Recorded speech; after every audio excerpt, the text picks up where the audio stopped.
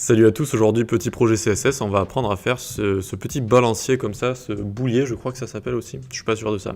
Mais bref, on y va direct, on se retrouve sur VS Code, hop, on va mettre ça ici. J'ai juste fait un doctype, je vous mets le code source en description, le code source du projet fini comme d'habitude. Et on y va, donc on fait une div avec la classe cadre qui va englober le tout. Ensuite on fait une div avec la classe balancier.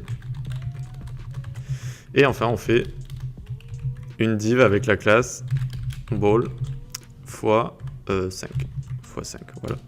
Et la première et la dernière, on va leur mettre une classe spéciale pour pouvoir les animer. Donc on va mettre ball1 et ball5. Voilà. Donc une fois qu'on a fait ça, il serait temps de lancer le live server. Voilà. Donc pour l'instant, on voit rien, c'est normal. Tac, tac. Donc on commence par le cadre. Pose absolute. Alors le cadre. Pose absolute du coup. Top 50%, on va le centrer comme il faut. Hop là, comme d'habitude.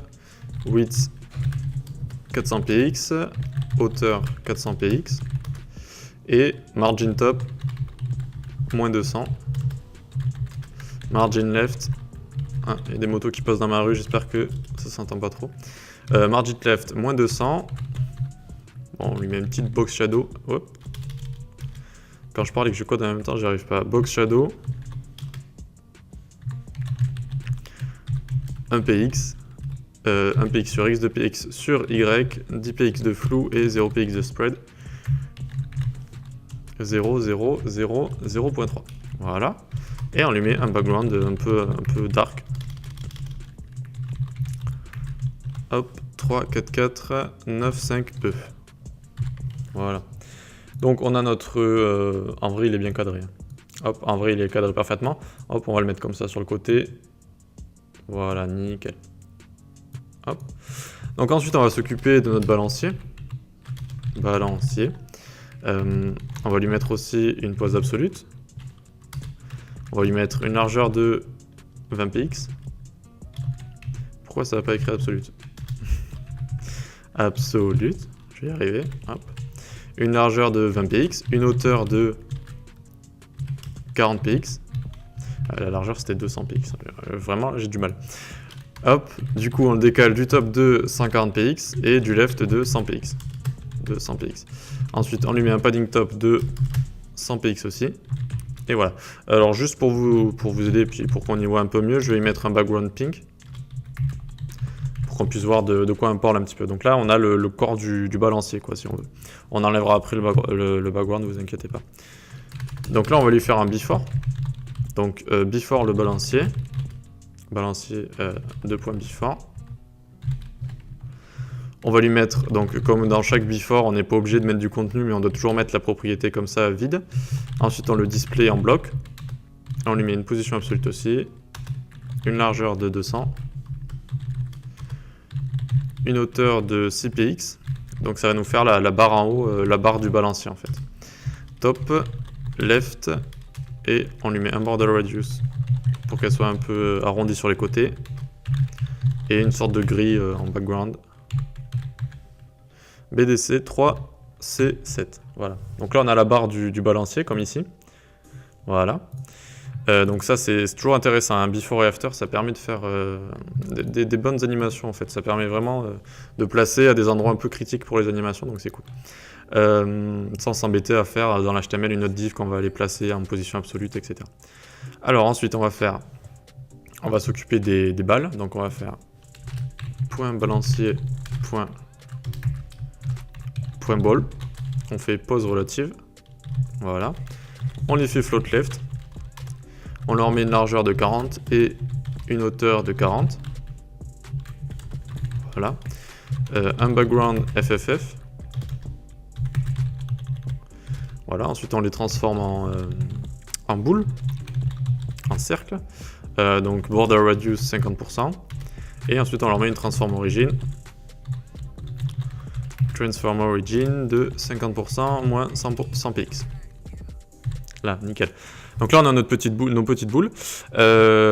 Transform Origin, si vous ne connaissez pas,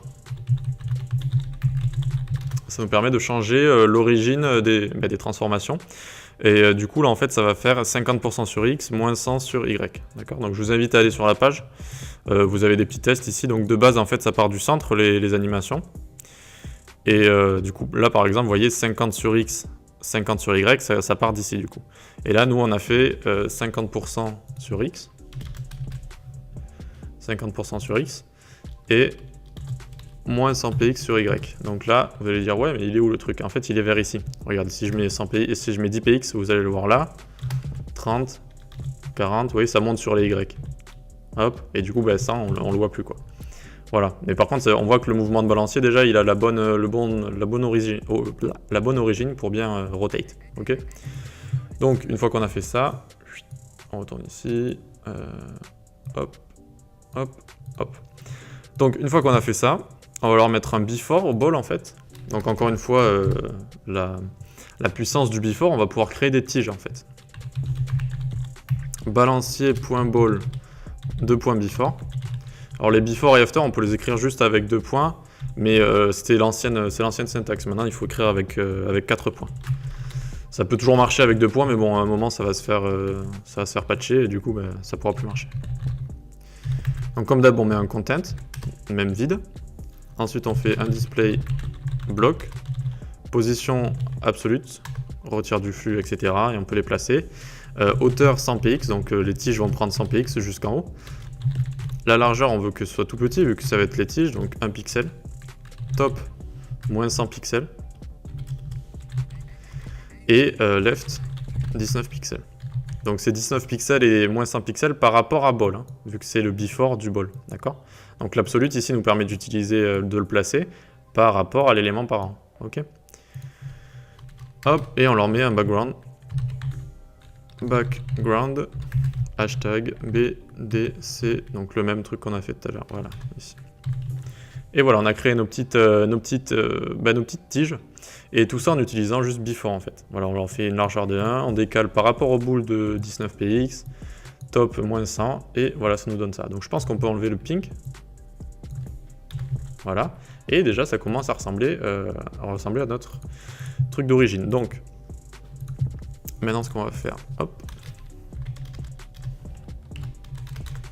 On va faire on va cibler balancier. .ball1, donc c'est les classes qu'on a mis spécialement pour pouvoir animer. Donc là on va faire une animation, on va l'appeler ball1, elle va prendre 0,8 secondes, elle va faire isOut, donc vitesse abrupte du début et au milieu, et la fin sera lente, et on va le mettre infinite, alternate. Alternate, ça permet de, quand l'animation se finit, elle va faire exactement la même chose en opposé, en alternation, d'accord? Donc là, vous voyez, ça fait l'animation, ça revient. Et en fait, l'animation, on va la faire s'arrêter maintenant. Vous voyez, quand la boule, elle est au plus éloignée des autres boules, d'accord? C'est là que l'animation va s'arrêter. Et du coup, avec alternate, ça va dire, ok, maintenant tu fais la même chose en sens inverse. Donc hop, et ça va repartir comme ça. Ok, alors... On a l'animation pour ball 1, on va prendre aussi l'animation pour ball 5. Ball 5, ok. Et donc là, on va faire animation, on va l'appeler ball 5. Elle va durer 0,6 secondes. Is-out, donc là à la fin. Et là, on va remettre un 0,8 secondes. Et on va faire infinite, alternate. Et alors juste, on a mis deux chiffres ici. C'est pour que la deuxième boule attendre avant de partir. C'est celle-là qui part en premier, regardez.